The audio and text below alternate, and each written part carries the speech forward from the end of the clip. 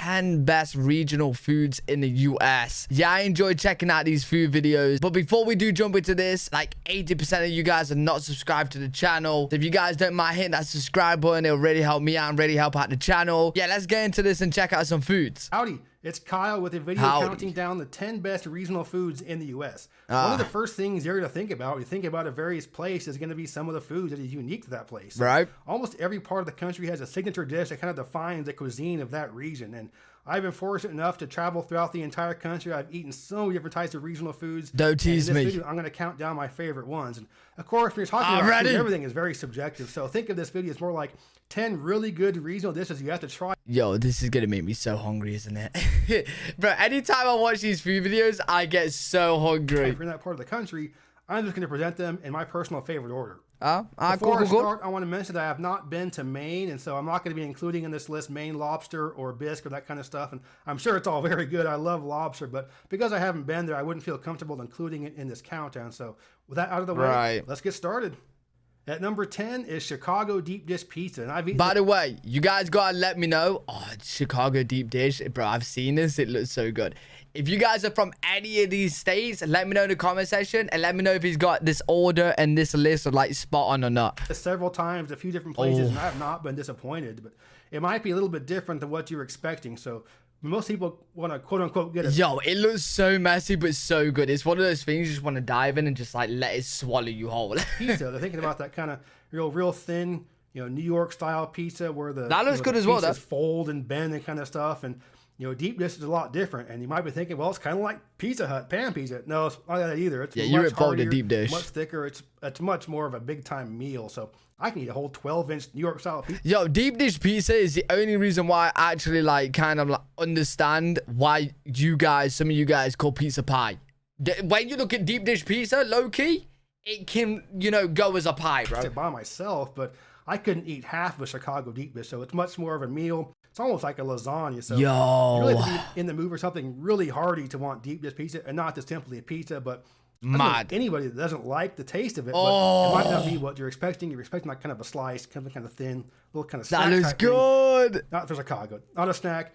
Big time pizza. Really good. Number 9 is New Orleans style jambalaya and gumbo. And yeah, I know these are two different things. I'm going to include them together, but I don't really know what the entire difference is, other than that gumbo is more of a soup that you eat with a spoon. Interesting. And jambalaya is a dish you eat with a fork, but they're kind of the same thing. It's rice with sausage and shrimp and peppers and onion in it. I've never had shrimp, so like everything here, I don't know what this is right here, but everything here other than the shrimp, I know it would be nice and it will bang. Well, I've never had it, so I don't know if it'll bang, but I'm guessing it would, right? It looks good. I don't know how I feel about shrimp. I'm not too sure. And is this like cornbread or something? They taste kind of the same, just one's more of a soup. So anyway, I like things really spicy. You can get it with andouille sausage and a lot of cayenne pepper. And my wife likes things a little mild, so she gets things with less spicy and not the andouille. Yo, I like me some peppers. Sausage, but I mean it's all really good. You can get it in other parts of Louisiana, not just New Orleans, but that is good. The best ones, the best shops you're going to go to are going to be in New Orleans. But don't just go to the touristy places in the French Quarter. There's some really good spots. You can get some good New Orleans cuisine that's not right downtown. But yeah, whenever you go down there, definitely have some authentic jambalaya and gumbo. At number 8 is Maryland crab cakes. And if you've ever seen these things, they might look kind of gross, and they are kind of gross. If you see them making it, it's like real slimy patties, all kinds of squishy stuff that goes into it. But, I mean, the finished product is really good. So I've had them a lot of different ways, different fillings, sauces and spices type thing. And what? Like when you bite into it, is it going to be slimy and stuff? Oh, I don't know about that. All really good. And I've made it myself at home, and it's pretty gross. You're getting your hands all in there. It's getting pretty disgusting, but the finished product is really good. So if you're going to be in Maryland, make sure you definitely have some of these crab cakes. They also have soft shell crab. I'm not really big on soft shell crab. To me, it's something that's very wrong with a crab with a soft shell, but the crab cakes are really good. So if you're going to be in that part of the country, make sure you try some really good authentic crab cakes. Wait. When he says soft shell crab, does that mean the actual shell of the crab is like soft? Like you can press it like a cushion? Ugh, man. Yeah, something wrong is with that crab. Don't eat that, bro. At number 7 is Texas beef brisket. And I'm sure I'll be surprised that Texas does beef well and that they barbecue it well. So that stuff is really good. I know in the eastern part of Texas, it's more influenced by the southeast. The brisket will often have sauce on it, but from what I understand, real Texas brisket is sauceless. It's just relying on the cooking and the seasoning itself, and it's really good, really tender, not dry at all. I actually don't even think these pictures are doing it justice. I've seen quite a few videos with the Texas brisket, and oh my, it looks unreal. Unreal. One of the main things I am so excited to go into America for. Texas beef brisket. It's pretty similar to the barbecue I grew up eating in California. So of course, good. in California, barbecue is a verb. In the South, it's a noun. So in California, you barbecue steaks. And if you're going to get barbecue, you're going to get tri-tip.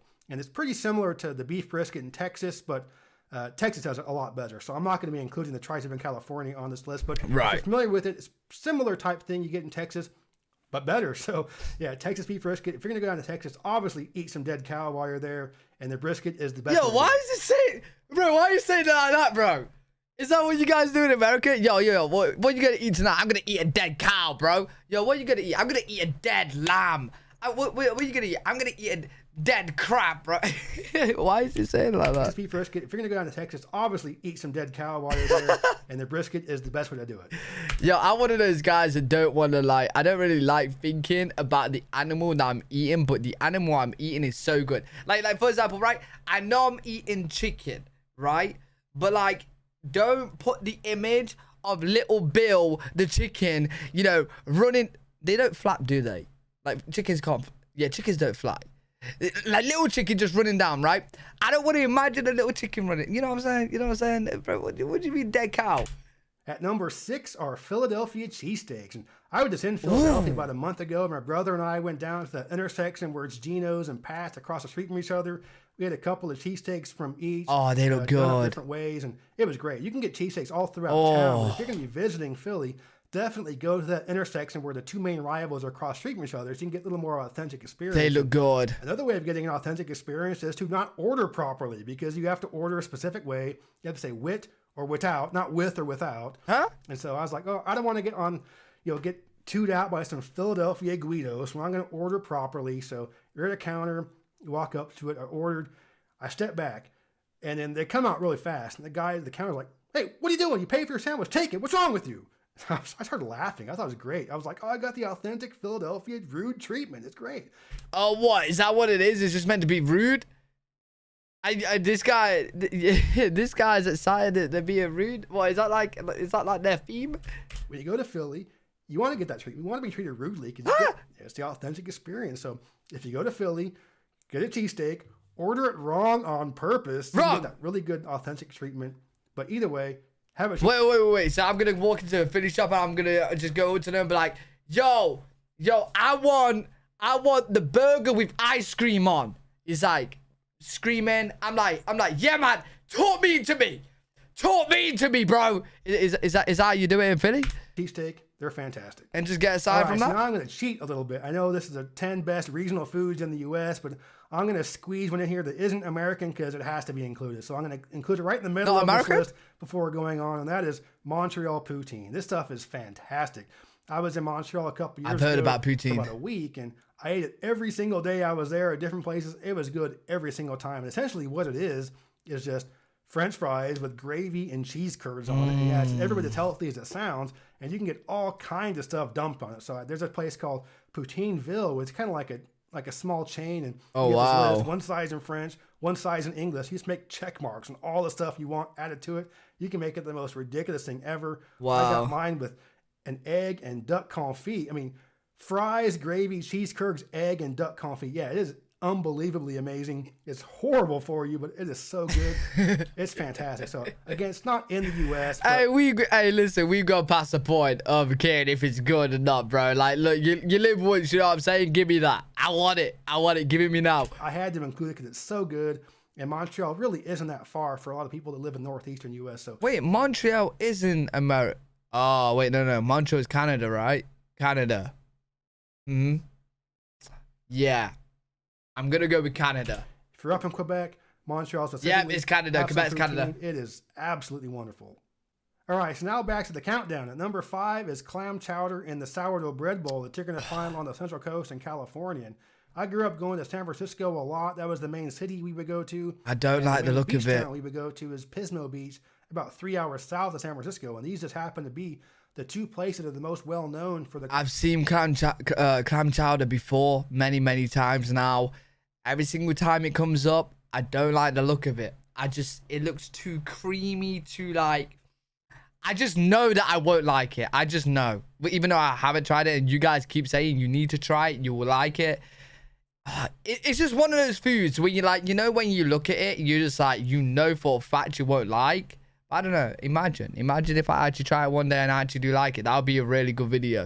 Me trying clam chowder. Sourdough bread bowl, and it's really good. And yeah, I know New England has clam chowder too, but guess what, Boston? You can't eat your ceramic bowl. The sourdough bowl is the best part because Boston the chowder makes it all soggy. So by the time you get done with it, just kind of you eat the bowl. It's real soggy. And then the good places will toast the lid, so you get a crunchy toasted lid plus the soggy bread bowl and that fantastic clam chowder. It's way better than toasted box is not bad. When you're on the Central Coast of California, especially San Francisco or Pismo, make sure you have some of the clam chowder in the sourdough bread bowl.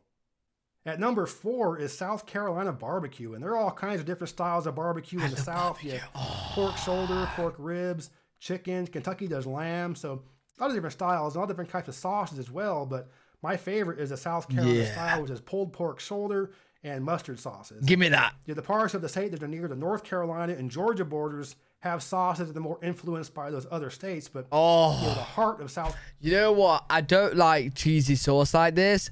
But I will destroy this. I will Carolina is a mustard-based barbecue sauce. It's really good. It's not cheesy sauce. It's a mustard-based barbecue. Is that what that is?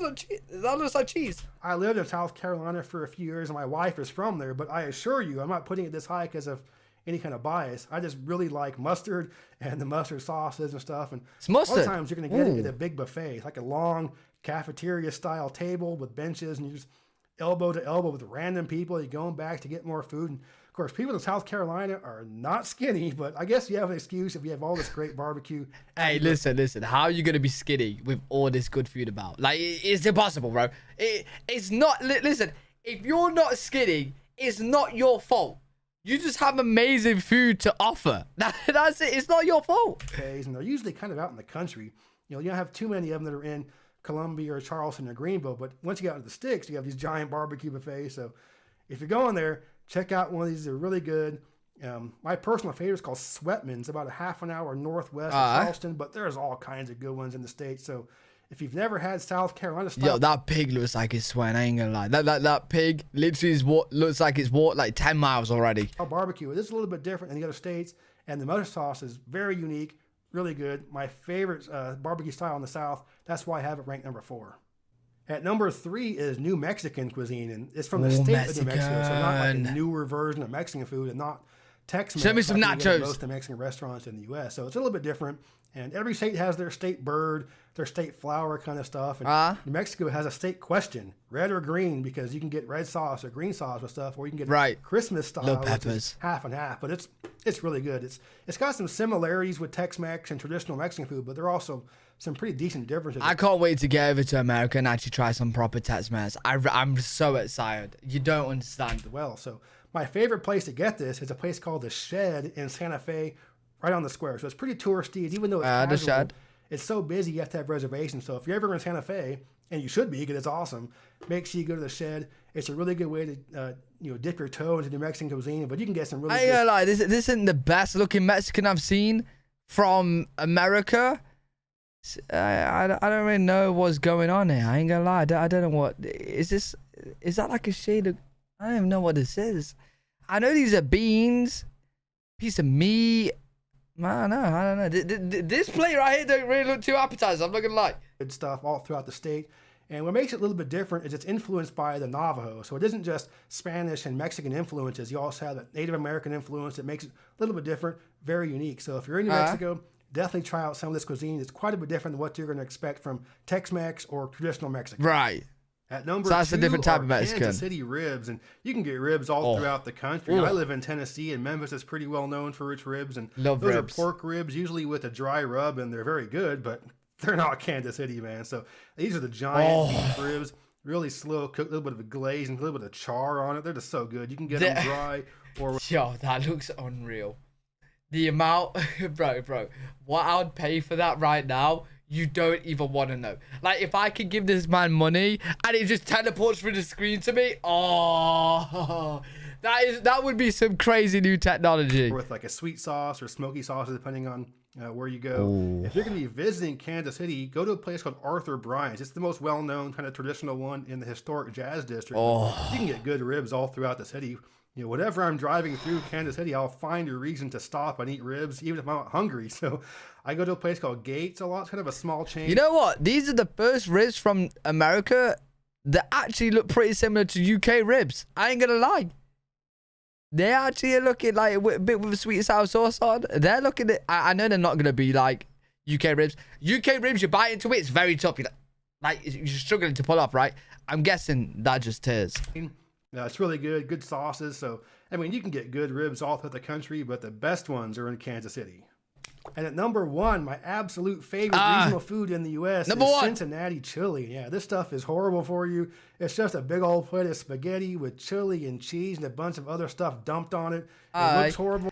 Look, I'm going to disappoint, like, you know, most of you guys. I'm not that much of a pasta fan. Like, I like pasta, and I would definitely eat it. So, like, if there's pasta in front of me, I will eat it. But I get bored. I don't know if anyone else feels the same way, but I genuinely get bored of eating pasta, spaghetti, stuff like that. I know you can add stuff on it, but it's just the pasta below it, right? But yeah, like pasta, it can be nice. It's never not you know, it's never not nice. I just get bored of it. I don't know why. So I'm not really that much of a fan for pasta. I ain't gonna lie. I will never choose it for a meal when I'm out, you know, picking from a menu. I'll never choose it. Well, it sounds horrible, but it tastes amazing. And there are a couple of major It don't even look good. There's the more well-known one is Skyline chili, and there's one called Gold Star chili. But I eat this stuff all the time, even though I don't live anywhere near where you can get it. Yo, do you want any pasta with that cheese? That's a plate of cheese, bro. From Chattanooga to Charleston, West Virginia every year, which takes us right through Lexington. And it's about an hour and a half south of Cincinnati. This is number one. But there's a Gold Star chili. They go that far south. So there's one at the Man of War Boulevard exit off of I-75. Every time we're getting to the Man of War sign, my wife's like, do we have to stop here? And I'm like, do you have to ask? So yeah, we're going to stop there. So we always stop there. Skyline doesn't go that far south, but once a year, I also drive from Tennessee to Detroit, straight up I-75 to the western part of Ohio. And the Skyline that's the most far south is the one in Dry Ridge, Kentucky. I shouldn't know these things, but I do. So on more than 5 occasions, I've stopped at the Gold Star in Lexington, kept going up I-75, and ate at the Skyline somewhere. Yo, you guys do cheese to the max. Bro. I like cheese, right? But you guys must like cheese.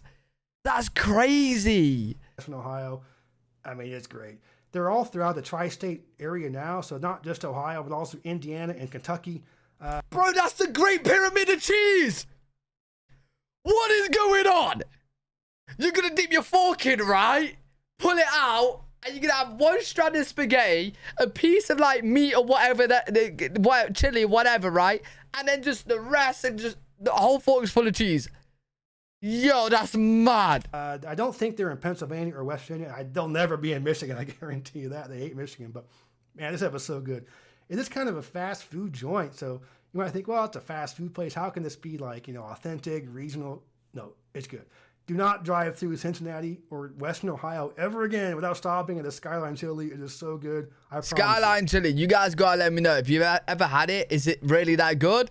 Because to me, it's looking like on this list, there's definitely better things. You know what? I'd actually pick most things. Other than clam chowder, I think I'd pick everything over the Cincinnati chili. My favorite regional food in the entire country. And there you have it. That's cool, though. Best regional. I enjoyed that a lot. Let me know what you guys think in the comment section. Let me know what you guys think to the list, what you would put on your list, what's your favorite foods. Enjoy that. Hopefully you guys enjoyed as well. If you did, make sure you thumbs up, subscribe for more content. I'm live every single day on twitch.tv/L3WG. If you guys want to check me out over there, I'll see you on the next one. Peace.